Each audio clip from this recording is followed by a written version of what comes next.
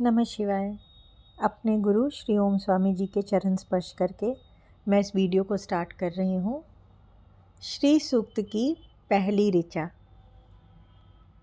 हिरण्यवर्णाम हरिणीं सुवर्ण रजत स्त्रजाम चंद्राम हिरण्मयीं लक्ष्मीं जात वेदो म आवह। सबसे पहले कुछ बेसिक चीज़ों को समझ जाइए जिससे आपको इस ऋचा को समझने में बहुत आसानी होगी। ऋग्वेद में अग्नि के 3 स्वरूप को बताया गया है। सबसे पहली है दैविक अग्नि। दैविक अग्नि मीन्स जिससे सूर्य चंद्रमा ये चमक रहे हैं, ये दैविक अग्नि है। दूसरी अग्नि जैविक अग्नि, जिससे जीव की उत्पत्ति होती है, जो पेड़ पौधों मनुष्यों इसके अंदर जो अग्नि होती है और जिससे ये जीवित हैं, ये जैविक अग्नि है। आपने देखा है ना, माँ के गर्भाशय में कितनी बैलेंस्ड अग्नि है कि वो छोटा सा एक जीव, अग्नि ना इतनी ज़्यादा है कि जीव जल जाए, ना अग्नि इतनी कम है कि जीव सर्वाइव ही ना कर पाए, उसे जीने के लिए वो एनर्जी ना मिल पाए। सो एकदम बैलेंस्ड एनर्जी। ऐसे ही हम सभी के शरीर में ये अग्नि बैलेंस्ड रहनी चाहिए। थोड़ी भी गड़बड़ होती है तो हमारे शरीर को नुकसान होता है। और तीसरी अग्नि है भौतिक अग्नि, जिसको हम खुद जगाते हैं, खुद से उसको उत्पन्न करते हैं। तो यज्ञ पुरुष भगवान की अग्नि जो है वो भौतिक अग्नि है। अब भौतिक अग्नि जैविक अग्नि से ही तो उत्पन्न हो रही है ना। अभी भौतिक अग्नि लकड़ी को जलाकर, यानी जैविक अग्नि को जलाकर हम भौतिक अग्नि को उत्पन्न करते हैं। तो यज्ञ पुरुष भगवान की अग्नि भौतिक अग्नि है। और जात वेद, श्री सूक्त में आप जब पढ़ेंगे जात वेद इसी भौतिक अग्नि का नाम है। सो अग्नि, यज्ञ पुरुष अग्नि देव को जात वेद का नाम दिया गया है। जब इस अग्नि को उत्पन्न किया जाता है, हम कहते हैं कि जब मैंने आपको उत्पन्न किया है तो आप मेरा ये काम कर दो। ये एक अधिकार भी समझ लीजिए, रिक्वेस्ट भी समझ लीजिए। ये दोनों ही चीज़ का भाव आपको श्री सूक्त में आता है कि हमने आपको उत्पन्न किया है। हे जातवेद आता ना, इस जातवेद को 5 बार यहाँ पे यूज़ किया गया है। इसके पीछे भी रीज़न है क्यों 5 ही बार यूज़ किया गया है। अगली जब ऋचाओं को पढ़ेंगे तो उसमें समझेंगे। तो वो मैं आपको समझाऊंगी। अभी इतना समझिए कि जात वेद को जब हमने उत्पन्न किया, जब हमने अग्नि उत्पन्न की, हवन की, यज्ञ की, तो उनसे कहा कि मैंने आपको उत्पन्न किया है। उनसे एक रिक्वेस्ट किया, मेरा ये काम करें। अब क्या काम करें? तो मेरे लिए लक्ष्मी का ये स्वरूप लेकर आएँ, जिसको हमने यहाँ पे जात वेद से रिक्वेस्ट किया है, प्रार्थना की है। और कहीं ना कहीं हल्का सा अधिकार भी, मीठा मीठा अधिकार जो होता है वो भी दिखाया है। श्री सूक्त की जो 16 ऋचाएँ हैं वो ऐसा नहीं है कि किसी एक ही ऋषि ने दिया है, वो अलग अलग ऋषियों ने दिया है। और ऐसा कहते हैं ना कि अगर आप किसी का कोई सामान ले रहे हो, कोई चीज़ ले रहे हो और उसको बिना इन्फॉर्म किए ले लोगे या बिना थैंक्स दिए ले लोगे तो वो चोरी है, उसको चोरी माना गया है। तो वैसे ही अगर आप किसी से नॉलेज ले रहे हो, किसी की विद्या ले रहे हैं और आप उसको एक्नॉलेज नहीं करते हैं, तो एक तरह से इसको पाप माना गया है। ये चोरी है, ये विद्या की चोरी है कि आपने छुप छुपा के ले लिया और एक्नॉलेज तक नहीं किया। इसलिए हर एक मंत्र, वैसे तो सारे मंत्र आपने पहले भी समझा है कि शिव जी के डमरू से उत्पन्न हुए हैं या शिव जी के तांडव करने से उत्पन्न हुए हैं, अलग अलग तरीके से। लेकिन जिस ऋषि ने उनको जगाया है, जिस ऋषि ने उन मंत्रों को हमारे तक दिया है, अगर हम उन्हें एक्नॉलेज नहीं करेंगे तो वो हम एक तरह से उन ऋषि के साथ विद्या की चोरी कर रहे हैं, गलत कर रहे हैं। तो वो हम करना हमारी एक नैतिक ड्यूटी बनती है। सो श्री सूक्त की ये जो पहली ऋचा है, इसे चिक्लित ऋषि ने दिया है। अब इसके पीछे की स्टोरी को शॉर्ट में आपको बताती हूँ कि कैसे ये ऋचा चिक्लित ऋषि ने सबसे पहले सबको ला कर दिया। सब क्या हुआ ऐसा कि आपको वो भी पता होना चाहिए, जिससे ना आप एक एक एपिसोड से, बिल्कुल एक एक ऋचा से, उसके पीछे की स्टोरी से, भाव से जब जुड़ेंगे ना, तो आप तब जब श्री सूक्त करेंगे तो वो एक अलग ही फीलिंग में करेंगे और उसकी एक आपको अलग ही प्रेम आपको माँ से होगा। ये आप खुद फील करके देखिएगा। हमेशा याद रखिए कि किसी भी साधना, पूजा, किसी भी इसमें ऐसे चीज़ों में जो हम देवी देवताओं के लिए कर रहे हैं, अगर भाव नहीं है ना, तो फिर वो बात नहीं आती है, वो मज़ा नहीं आता है। सो भाव का होना, उसके पीछे की स्टोरी जानना, उसके पीछे क्या क्या हुआ होगा, एक सुख दुख, एक इमेजिनेशन, वो जानना बहुत ही ज़रूरी होता है। और फिर वो अलग ही आप वाइब्रेशन में अपने आप को कनेक्ट कर पाते हैं और अलग ही आपको उसका रिज़ल्ट भी मिलता है। सो इसकी एक छोटी सी स्टोरी सुनिए। स्टोरी मतलब एक्चुअली यही हुआ। जब समुद्र मंथन हुआ, तो आपको पता है कि समुद्र मंथन में बहुत सारी चीज़ें निकली और इन्हीं चीज़ों में माँ लक्ष्मी का भी प्रादुर्भाव हुआ। अब आप सोच सकते हैं जब माँ का प्रादुर्भाव हुआ होगा, हालांकि माँ से पहले तो बहुत सारी चीज़ें आई, कामधेनु गाय और हाथी, बहुत सारी चीज़ें थी, बट जब माँ आई, इतनी ब्यूटी, इतना तेजस, इतनी लाइट और इतनी खुशबू और जाने क्या क्या, जिसको कि शायद हम शब्द में नहीं समझा पाएंगे। जब माँ का उद्गम हुआ होगा तो सभी, थोड़ी देर तक तो सभी स्तब्ध रह गए होंगे। कोई नहीं समझ पाया कि ये है क्या, ये क्या हो रहा है, ऐसे करके सबने ऐसे सोचा कि अरे ये क्या है। और फिर जिससे जो बन पड़ा, माँ को उसने ऑफ़र किया। इंद्र भगवान ने उन्हें सिंहासन दिया, गंधर्वा ने उन्हें बहुत उनके लिए म्यूज़िक प्ले किया, जो उनको क्राउन दिया गया। देवताओं ने उन पे फूल बरसाए, बहुत सारे परफ्यूम्स या गंध कह लीजिए, अच्छी खुशबू, खाना, अच्छा अच्छा खाना ऑफ़र किया गया। माँ के लिए बहुत सारे जेम स्टोन्स, सब कुछ दिया गया। लेकिन माँ तो लक्ष्मी है, वो तो खुद ही इन सब चीज़ों की देवी हैं। वो तो खुद ही बहुत सारे ग्लैमर, लग्जरी और जाने किन किन चीज़ों की देवी है। तो उन्हें तो ये चीज़ें कहाँ से अच्छी लगेंगी? उनको अच्छी तो लगेंगी बट सेटिस्फाइड नहीं होंगी ना, क्योंकि उनके पास तो ऑलरेडी ये सारी चीज़ें हैं। तो उन्हें कुछ ऐसा वो ढूंढ रही थी जो इन सब चीज़ों से ऊपर हो। और वो ढूंढते ढूंढते वो गंधर्वों को भी देख रही हैं, इंद्र भगवान को देख रही हैं, सभी को देखते हुए, देवता को देखते हुए जब विचरण कर रही हैं, टहल रही हैं, तब वो जाकर फाइनली कोई उनको सेटिस्फाइड नहीं कर पा रहा है। माँ के डेफिनेशन में कोई नहीं आ पा रहा है, क्योंकि वो तो छोटी छोटी चीज़ें हैं जो जिससे माँ भरी हुई हैं। उनको इससे अलग क्या चाहिए, वो देख रही हैं। फाइनली जब वो विष्णु जी के पास जाती हैं, तो उनको देखकर माँ कहती हैं कि हाँ, यही वो चीज़ है, यही वो हैं जिनको मैं ढूंढ रही थी। तो माँ के हाथ में कमल के फूल की एक माला होती है। माँ उसे विष्णु जी को पहनाती हैं, क्योंकि माँ की खोज, माँ की तलाश जो थी, वो वहीं पे जाके, अब उनसे ऊपर तो कोई नहीं है और विष्णु भगवान इन सब से ऊपर हैं, तो वो वहाँ पे टिकती है। फिर विष्णु भगवान उन्हें एक प्यारी सी स्माइल देते हैं, माँ उन्हें स्माइल देती है और कहते हैं, शास्त्रों में लिखा है कि ये दो स्माइल ही आपस में एक दूसरे से मैच कर सकती है। इसके अलावा विष्णु जी की स्माइल से किसी और की स्माइल मैच ही नहीं कर सकती है, सिर्फ लक्ष्मी देवी की। ये माँ का उद्गम हुआ। अब क्योंकि सबके लक्ष्य में, सबके एम में, फोकस में देवी थीं, इसीलिए उन देवी को लक्ष्मी नाम दिया गया। एक जैसे ना चारों तरफ एक बहुत ही सुंदर वातावरण था और फिर ब्रह्मा जी ने सबसे पहले नाद लगाई, जय श्री लक्ष्मी नारायण। और ये आवाज़, जय श्री लक्ष्मी नारायण, जय श्री लक्ष्मी नारायण, ये आवाज़ पूरे एनवायरनमेंट में गूंजने लगी। आप सोचिए, जहाँ विष निकल रहा था वहाँ का एनवायरनमेंट कैसे चेंज हुआ। तो ये तो होता ही है ना, लक्ष्मी आने से यही तो होता है। तो इस आवाज़ से, इस वाइब्रेशन से, फ्रीक्वेंसी से, वहाँ की भूमि से दो ऋषि, चिक्लित ऋषि और करदम ऋषि, इनका जन्म हुआ। ये दोनों जन्म हुआ और इसीलिए इन्हें लक्ष्मी माँ के बेटे कहा जाता है।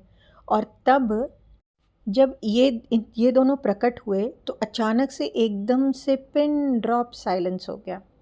और इसी पिन ड्रॉप साइलेंस में फिर चिक्लित ऋषि ने एक बहुत ही सुंदर आवाज़ में श्री सूक्त की पहली ऋचा को दिया।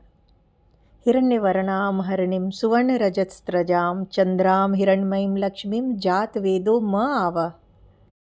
हिरण्यवर्णाम मतलब जो सोने के कलर की है, जो सोने के वर्ण की है, गोल्ड कलर की है।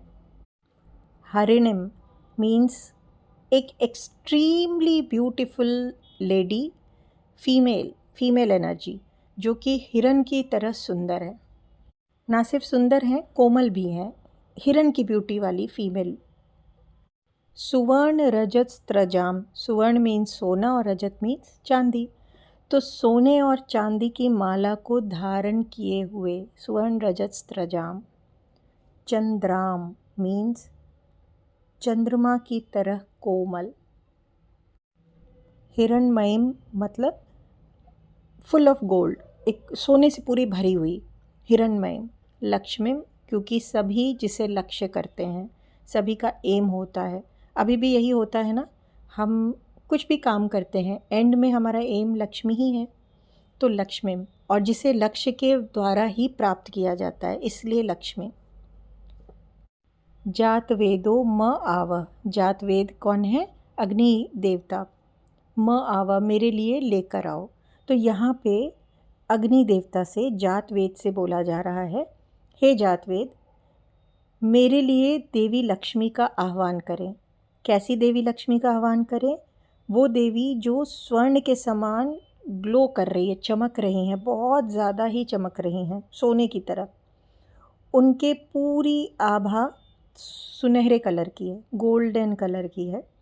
सोने और चांदी के जो माला को उन्होंने पहन रखा है, और वो चंद्रमा की तरह बहुत ही सौम्य हैं, उदार हैं, बहुत ही शीतल उदार। ये नहीं कि सोने की तरह चमक रही हैं तो उग्र हैं, नहीं, जो चंद्रमा की तरह बहुत ही शीतल शांत हैं, जो धन धान्य ऐश्वर्य और संपदा की प्रतीक हैं, ऐसी लक्ष्मी देवी को मेरे लिए लेकर आइए। तो यहाँ पे उन्होंने क्या किया? उन्होंने लक्ष्मी देवी के स्वरूप को डिस्क्राइब किया कि माँ कितनी ज़्यादा सुंदर हैं, हिरणी की तरह सुंदर हैं। माँ कितनी ज़्यादा ऑरा उनका, आभा उनकी चमक रही है, लेकिन इन सब के बावजूद कितनी सौम्य भी हैं। तो उन्होंने एक्सप्लेन किया कि ऐसी लक्ष्मी को मेरे लिए लेके आओ, हे जातवेद। सो एक तरह से ये एक रिक्वेस्ट है कि हे अग्निदेव, सोने की रंग वाली, सोने के आभूषण, सोने चांदी के आभूषण पहनने वाली, चंद्रमा की तरह बिल्कुल प्रसन्न और उदार सौम्य लक्ष्मी को मेरे लिए आह्वान कीजिए। क्यों जातवेद से ये बोला गया है? क्योंकि हमने पहले ही बताया कि क्योंकि ये एक भौतिक अग्नि है जिनको हमने जगाया है। तो हमने पहले ही बोला कि हमने क्योंकि आपको जगाया है तो आप मेरा काम कर दीजिए। अब देवताओं को ये पता था कि ये जो इवेंट है सारा, ये मंथन का जो सारा सब कुछ हो रहा है, या इस समय यहाँ प्रेजेंट जो ये सब हो रहा है, ये दोबारा रिपीट होने वाला नहीं है। ये तो अपने आप में एक कभी ना होने वाला एपिसोड है। तो इसके एक एक मोमेंट को, एक एक सेकंड को स्क्रिप्ट में लिख करके और सेव कर दिया जाए, क्योंकि इसको इस मोमेंट के किसी भी चीज़ को इधर उधर नहीं करना है। तब देवताओं ने कहा कि नहीं, ये इतना यूनिक मोमेंट है पूरे हिस्ट्री का, पूरे यूनिवर्स ब्रह्मांड का, कि ये जो आपने अभी लाइनें बोली, जो माँ का, उस समय तो ऋचा नहीं था, तो माँ के लिए जो आपने ये रिक्वेस्ट लगाई है, माँ के उद्गम को या माँ को एक्सप्लेन किया है, इसे फिर अब ऋचा के फॉर्म में हम इसे सेव करके रख लेंगे, और वहीं से श्री सूक्त की पहली ऋचा उत्पन्न हुई। अब माँ के लिए तो ये पॉसिबल नहीं है, क्योंकि हर तरफ इतनी गरीबी है, दरिद्रता है। उस समय भी थी, ऐसा नहीं है कि नहीं थी। तो माँ के लिए हर एक इंसान के पास फिज़िकल फॉर्म में पहुँचना तो पॉसिबल नहीं था। तो इसीलिए इस ऋचा के थ्रू, श्री सूक्त के 16 ऋचाओं के थ्रू, माँ का एक साउंड एनर्जी, सोनिक एनर्जी, उसको पहुँचाया गया, और उसकी शुरुआत यहीं से हुई थी, जो चिकलित ऋषि ने पहली ऋचा देकर किया।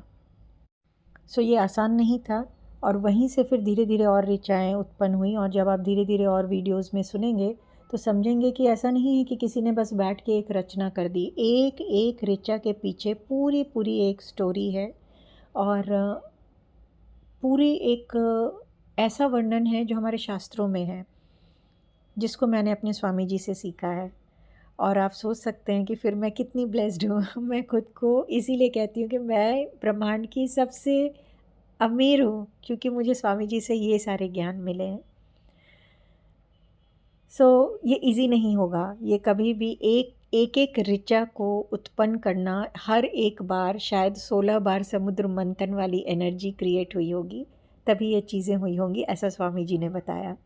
सो आप एक एक करके इन सारी ऋचाओं को समझिए और कोशिश कीजिए कि आपको ये याद भी हो जाएं। इसीलिए मैंने सबका वर्बल मीनिंग भी बताया है, एक एक वर्ड का मीनिंग इसलिए बताया है कि आप एक एक वर्ड से खुद को इमोशनली कनेक्ट कर पाएँ। पता नहीं क्यों अभी जैसे मैं आपको समझा रही हूँ तो मुझे माँ का स्वरूप एक विजुअल में दिखने लगता है। ये कनेक्शन होना बहुत ज़रूरी है। और कहीं न कहीं स्वामी जी ने भी हमें ये बोला कि जब तुम देवी को इस तरह से देखना शुरू कर दोगे, उनके एक-एक ऑर्नामेंट को, उनके चाँद को, उनकी हर चीज़ को, हाथों में लिए हुए फ्लावर को और उसके पीछे की तुम्हें सारी कथा पता होगी कि इसका क्या मीनिंग है, ये कहाँ से आया, क्यों देवी का ऐसा स्वरूप बनाया गया है, तब तुम देवी को पा सकते हो। और वहीं से आप एक कदम उठा के देखिए। आप सभी एक बार एक कदम आप अपनी तरफ से उठाइए, मेरा वादा है और मेरा खुद का एक्सपीरियंस है कि 4 कदम आगे से देवी आपको आपकी तरफ बढ़ेंगी और आपको ये फ़ील होगा, आपको बिल्कुल ये फ़ील होगा। सो मेरा यहाँ पे वीडियो बनाने का एम ये नहीं है कि आप मुझे बहुत सारे लाइक्स और शेयर्स दो। मेरा एम ये है कि मुझे ऐसा लगता है कि जब एक बेसिक नेसेसिटी से हम ऊपर उठते हैं, तब हम आध्यात्म की तरफ बेटर जा पाते हैं। ऐसा नहीं है कि बेसिक नेसेसिटी में हैं तो आध्यात्म नहीं कर पाएँगे। लेकिन जब हम रोटी कपड़े मकान की चिंता से उठते हैं, तो थोड़ा टाइम अपने को दे पाते हैं। और इन सब के लिए लक्ष्मी माता की कृपा बहुत ज़रूरी है और लक्ष्मी माता की कृपा किसी टोटकों से और उससे नहीं होगी। लक्ष्मी माता की कृपा होगी, लक्ष्मी माता को समझ करके होगी कि यहाँ सिर्फ़ आप सिर्फ़ लक्ष्मी माता को नहीं समझेंगे, यहाँ आप बहुत कुछ और समझेंगे और समझना बहुत ज़रूरी है। बहुत ही सुंदर रास्ता है श्री सूक्त का और बहुत आसान भी है, लेकिन ज़्यादातर लोग बस शॉर्टकट के चक्कर में अपने ही धर्म को नहीं समझ पाते हैं। सो मेरी रिक्वेस्ट है कि प्लीज़ आप इन सारे वीडियोस को ध्यान से देखिएगा और यकीन मानिए कि जितने निस्वार्थ तरीके से मुझे मेरे गुरु ने ये ज्ञान दिया है, उसी निस्वार्थता से मैं आपको ये ज्ञान दे रही हूँ, जितना मेरे बस की है। मैं नहीं कहती कि मैं सब कुछ जानती हूँ, बट जो टूटा-फूटा जान रही हूँ, मेरी आत्मा ने मुझे कहा कि मैं आप लोगों से शेयर करूँ। मैं अपने आप में भी रख सकती थी और बहुत सारे ऐसे वीडियोज़ बना सकती थी जो बहुत सारे व्यूज़ कैच कर लें। बट मुझे ऐसा लगा कि जो चीज़ मुझे मेरे गुरु से मिली है, वो मुझे आगे और लोगों को देनी चाहिए और ऐसा करके मैं अपने गुरु की ही सेवा कर रही हूँ। मैंने उस भाव से इस वीडियो को बनाया है और आगे भी बनाऊँगी। कोई गलती रह गई तो मुझे माफ़ कीजिएगा। पर मेरा इरादा सिर्फ़ इतना है कि मेरे थ्रू आप लक्ष्मी माँ को डीपली जानें और अगर आपको अच्छा लगे तो आप मुझे भी ब्लेस कीजिए कि माँ से मेरा और कनेक्शन बने। मैं आप सभी को ब्लेस करती हूँ, जिन्होंने भी यहाँ तक इस वीडियो को सुना है, माँ लक्ष्मी से मैं प्रे करती हूँ कि वो आपसे और कनेक्ट हों और आपके लाइफ में आपको इतना आशीर्वाद दें कि आपको कभी भी धन के लिए कभी अभाव ना फ़ील हो और आप अपने सोल पे वर्क करना शुरू कर दें। ऐसी मेरी दिल से इच्छा है। मैं नेक्स्ट ऋचा लेकर आऊँगी, अब मैं ज़्यादा इमोशनल नहीं बोलूँगी, पर नेक्स्ट ऋचा को यथासंभव जितना मैं समझ पाई हूँ, उतना आपको समझाने की कोशिश करूँगी नेक्स्ट वीडियो में। मुझे सुनने के लिए आपका दिल से धन्यवाद और स्वामी जी का बहुत बहुत बहुत धन्यवाद। जय श्री हरि।